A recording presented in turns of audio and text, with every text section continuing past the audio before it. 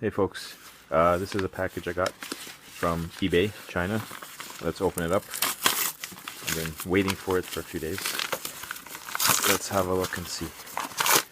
And I'll go over it more in the next few videos.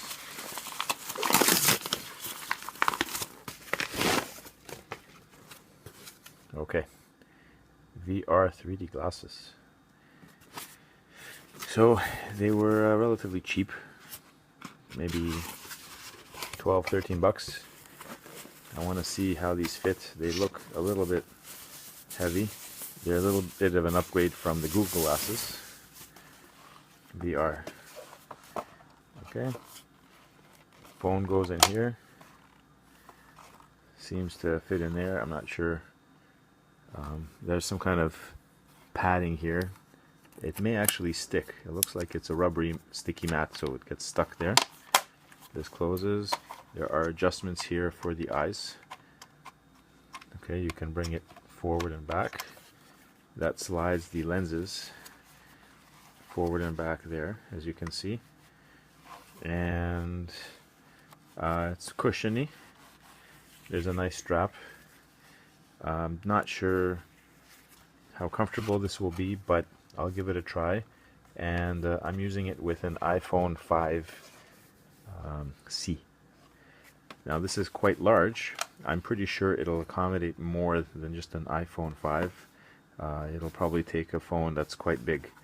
So nevertheless, just a quick unboxing. I wanted to just show you this generic VR headset.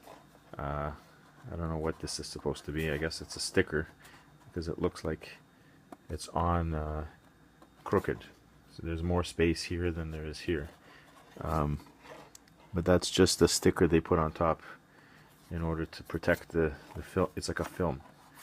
In any case, yes, about 10, 12, maybe $14 at most, built of solid plastic, a nice strap, actually quite good quality, and foam, and the lenses that look like they're pretty good.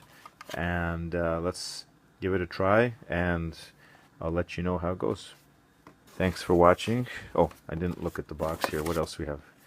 Instructions. There's a cloth.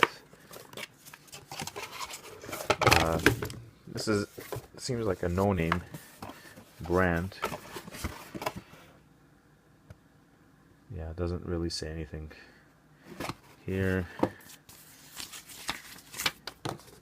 One second.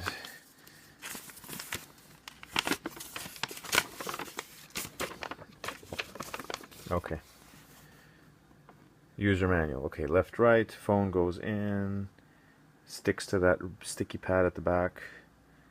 And that's it. Notice, by the way, that there's no magnetic control on this thing. I don't think there, you know how, oh, there it is. There is a magnetic control. Okay, sorry. So this button apparently will work with some phones because it slides a magnet up and down here on the side, although it seems a little bit far away from the actual position of the phone. I'm not really sure where this is supposed to, how it's supposed to talk to the phone, but anyways, let's see, what else do we have? Okay, you put the phone in there, focusing knobs, adjusting the eyes. Okay, and just the one-sided. All right.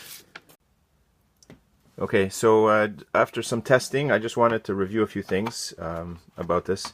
So these knobs here will move each eye independently, the lens, either forward and back. And the nice thing is you can also slide them a bit sideways with these knobs. So that's actually pretty good. Sometimes you find that you need to adjust the eye distance. So those are good, and also sometimes the focus. The other interesting thing is there are holes on the side of the VR goggles where you can pass headphone through, which is a great feature. I know some of them don't have that enclosure. This one does. It happens to be on one side only, which for the most part, you know, either way, you got to turn your phone the right way. so that the headphone jack comes out. I guess it wouldn't be good for a headphone jack that comes out the wrong way, but if you're using Bluetooth headphones, it wouldn't matter anyway. But there is an opening. And then the other thing is, if I can open this thing up, sorry about the one-handed video here. Okay, some VR goggles have a clamp mechanism here to hold the phone, and some people complain that it depresses buttons on the phone. The good news about this, and maybe the bad news, is it uses a sticky film. That's like, you know, those wall crawlers. So this pad here has this very sticky material on it, and when it gets bad, you would wipe it down with some soapy water and clean it off, and then it should retain its stickiness for a while. The bad news is that I'm sure that's not going to last forever. So, and the other thing is, it will allow you to attach the phone with a case. It just sticks, so you don't have to remove the case from your phone or anything. I have quite a bulky case. I was able to just stick the back of the case to the phone. You can almost see the markings. You see the little dots on the thing, so that's just a remnant, like an imprint from that. But it retains its stickiness pretty well, but I imagine that over time, when it loses its stickiness, the phone will be unable to be retained inside of this type of goggles.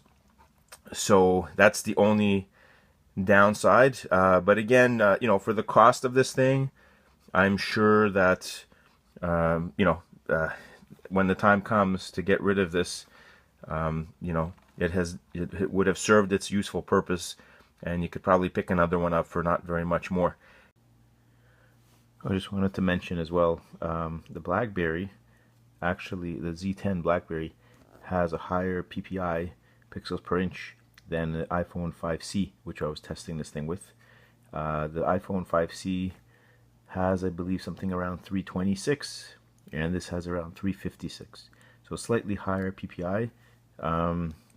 So it should be a little bit clearer as far as how it works. And then just to show you quickly the mounting. So as you can see, there's no case on this one. It basically just goes in like so. It's also a little bit larger. Okay, we'll have to center it, and it sticks really well. Okay, like that. And you can see it just stays in there. It's stuck. Okay, and it doesn't touch any of the buttons, and you can see it sticks to the sticky pad right here. Okay, so there you have it.